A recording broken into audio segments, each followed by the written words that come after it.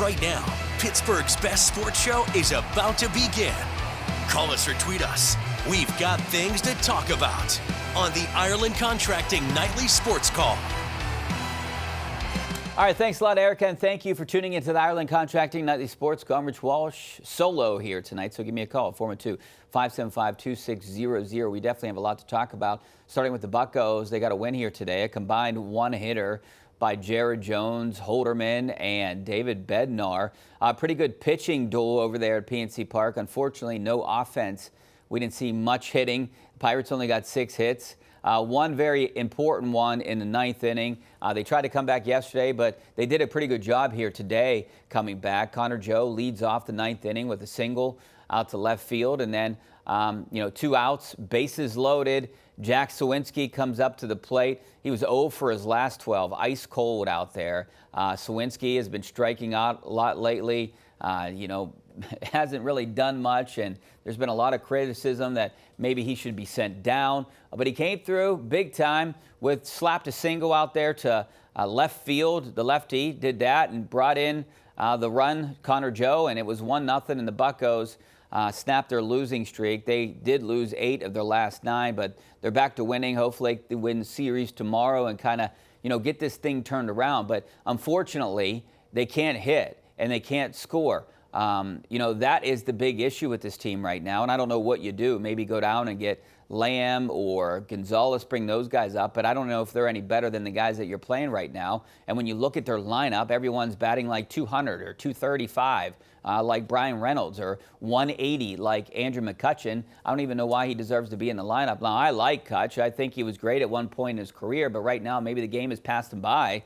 And maybe he shouldn't be getting reps every single day as a DH or, every other day. So I don't know what the Pirates do right now.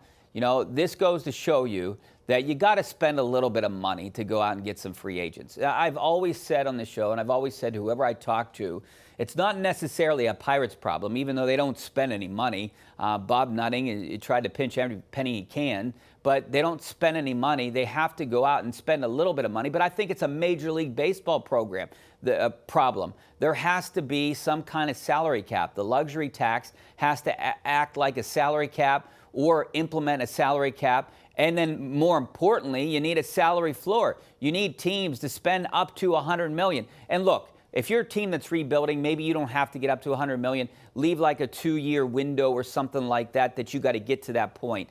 There is some leeway or something, or you don't get fined. So, with the Pirates, you should be spending $100 million a year. You should.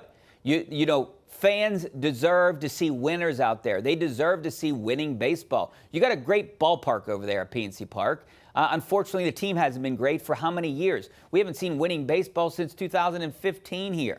We're going on 8 years, and, we thought this team would be really competitive this year, and it was. Everyone was optimistic at the beginning of the season, encouraged by what you had out there, especially the lineup. That was supposed to be one of the strengths. We thought this lineup was going to hit. And they did the first, 15 games of the year. But after that, they've been awful, and they haven't done anything. And again, they only scored 1 run today, and they did it in the 9th inning. Every time you looked up, someone was striking out or something. Good thing for the Pirates, they had Jared Jones striking out 10 guys and pitching a 1-hitter, then Colin Holderman coming in, no hits, and then David Bednar coming in, no hits. So it was a combined 1-hitter. That was great, but you're not going to get that every single night, and we've seen that.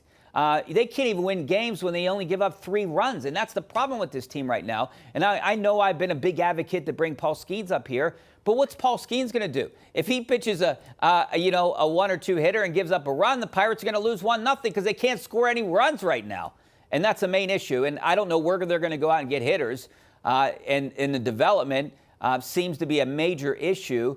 And I don't know if it's just luck right now with the Pirates, unlucky. Everyone not hitting at one time. Everyone has to, they have to get some momentum. Maybe it's contagious if one guy goes out and hits and then everyone starts hitting. But right now it doesn't look to be the case. The one positive from today, other than Jared Jones, the one bright spot on offense is Yasmani Grandal comes up, his first at bat, gets a hit. So maybe leave this guy in there for a little bit. He's been a proven major leaguer and a guy that could hit. I know he's on the back end of his career and kind of old right now, but leave him in there.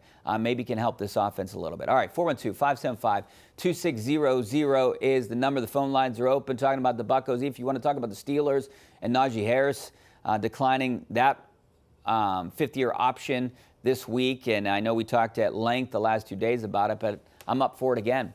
Give me a call, 412-575-2600. Back in a couple minutes.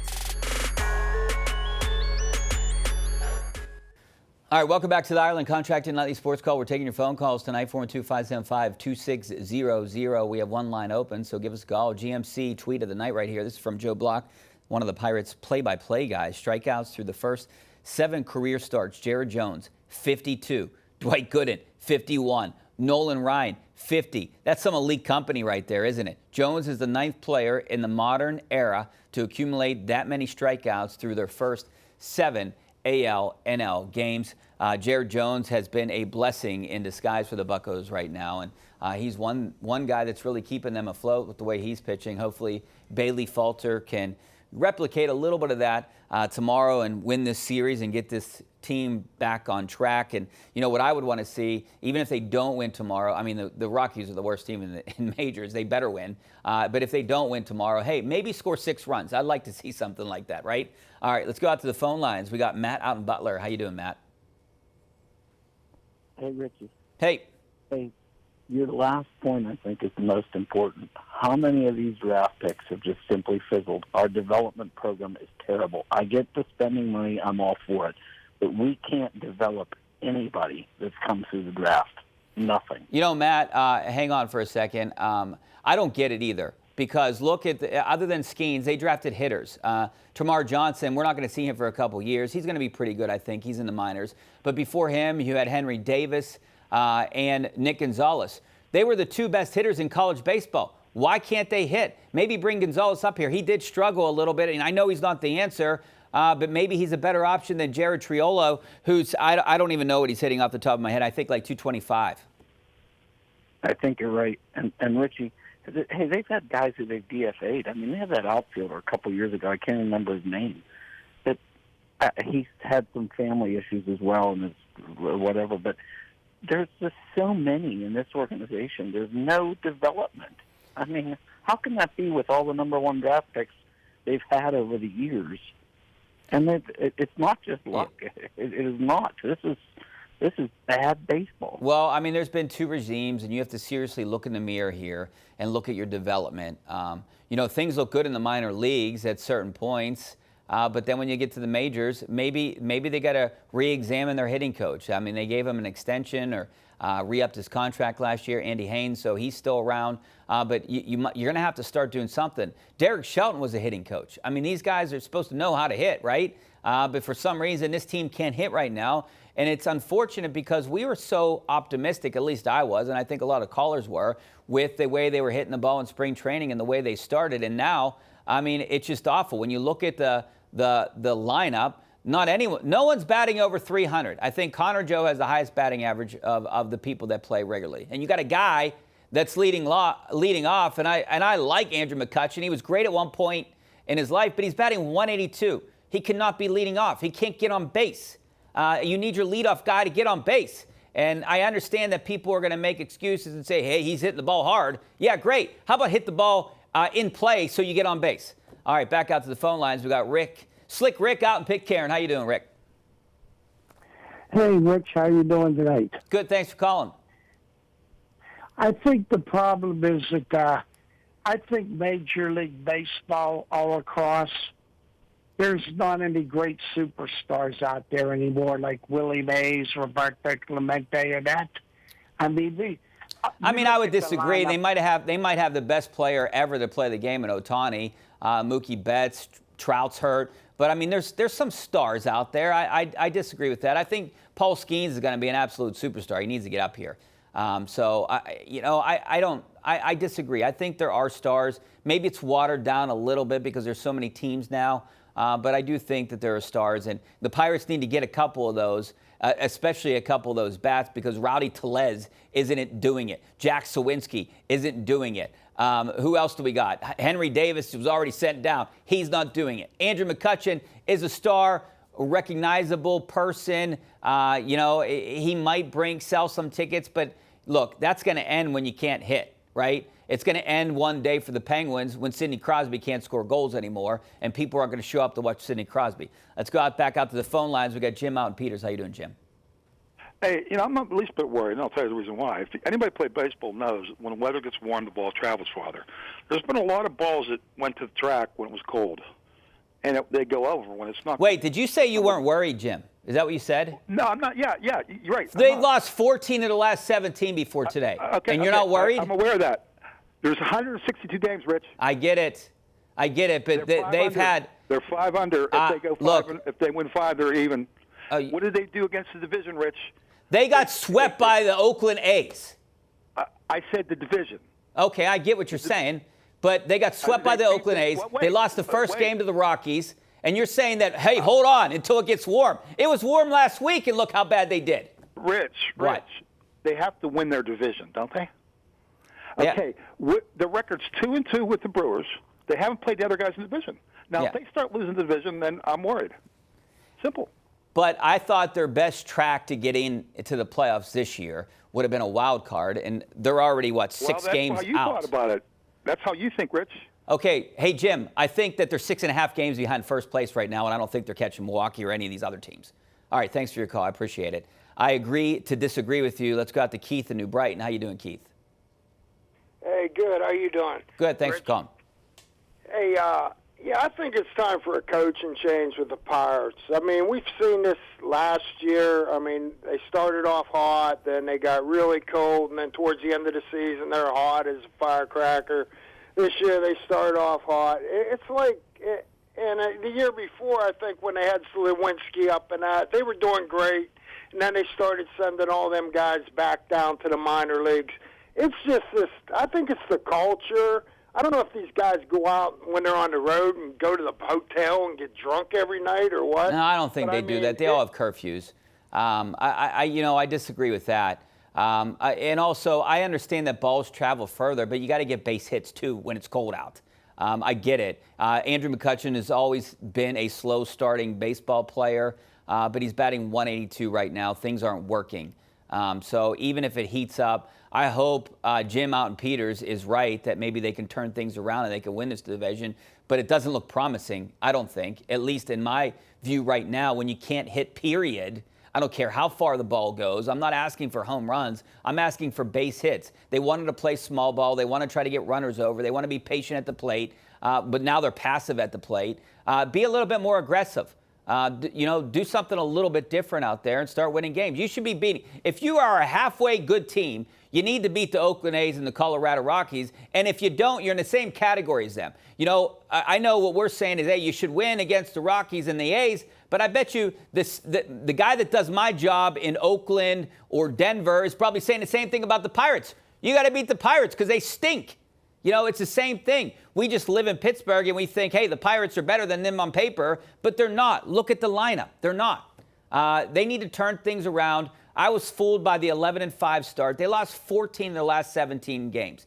I think 13 of those games, they scored 3 or fewer runs. So, they can't score. The pitching has been phenomenal right now and has been a bright spot, but they can't score. That's the name of the game. You got to score runs to win. Maybe if this was the playoffs and you had pitchers throwing one-hitters, then that's a different story. But this isn't the playoffs, and I understand it's early in the year. I get all these points, but early in the year, you can't get down by 6 games in the division. You can't do it. It's too much of a climb to get back in it, especially when every team in your division is ahead of you. Now, not only do you have to catch the Brewers, but you got to catch the Cubs, the Cardinals, and the Reds, and everyone else. You're behind everyone. All right, let's go back out to the phone lines. We got Steve out in Dortmund. How you doing, Steve? What's up, Richie? Thanks for having me on. Thanks for calling. I called in last night about O'Neal Cruz and Polanco and how such great athletes. Is there precedent with other teams that that have great athletes and they can't develop them? But my call tonight was about Kevin Colbert. In his last 5 drafts, do you think after his last 5 drafts were such duds that like it was kind of like a Hines Ward, Polamalu type retirement where like he wasn't ready to retire, but they kind of forced him out? No, I know Kevin really well. He was definitely not forced out. It was his option to leave. I mean, he has kids and grandkids and want to spend time with them. I understand that, things didn't work out from their, a few of their drafts, a couple of their drafts at the end, especially for Kevin Colbert. I mean, Kenny Pickett was a bad pick. I mean, Najee Harris wasn't necessarily a bad pick, but 1,000 yards right now in the NFL with 17 games isn't that big of an accomplishment anymore. I think the most touchdowns he's ever had in one season was 8. He's not a guy that you can really lean on maybe a couple games a year. But when you watch him, for me, he fails the eye test most of the time. I understand that he played in a bad offense, right? Matt Canada. We're going to see if things are going to be better with Arthur Smith, and I hope they are. But things were a little bit better under Mason Rudolph, and maybe we're going to see more of that. And, Najee Harris actually looked like a pretty good running back at that point. But I understand the Steelers' point right now. You don't want to spend $7 million on a guy that you're going to split carries with. Just let him go, see if he can get more money somewhere else, or maybe you can work out a long-term deal with him if he has a good year this year.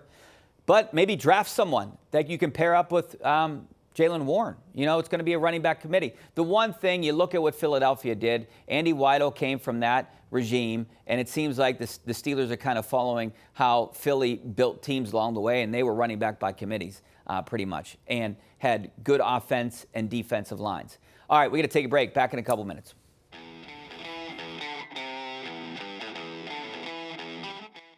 All right, welcome back to the Ireland Contracting Nightly Sports Call. I'm Rich Walsh. Now it's time to bring in Erica Standish to find out what's coming up on KDKA News at 11. Erica, may the 4th be with you. And back at you. What is this saying? I swear I know may the 4th be with you, but I heard our director say it earlier. Anyway. And also with you. And also with you. Oh, my goodness. Terrible. Anyways, this is what we're working on. It's marathon weekend in the Steel City. How the city is preparing for thousands of people coming to the area and how they plan on keeping everyone, especially the runners, safe. Plus, remembering those who have fallen in the line of duty. We're going to take you to the memorial service on the North Shore, where 2 more officers will now have their names forever etched into stone. And celebrating a broadcasting legend while also honoring those working now. Why the National Museum of Broadcasting celebrated engineer Frank Conrad today. We're going to have all of that and much more coming up on KDKA News at 11. We'll see you then. All right, thanks a lot, Erica. I'll see you in a couple minutes, and hopefully I'll see you guys over on KDKA News. Thanks for watching. I'm Rich Walsh. Have a great night, and we'll see you later.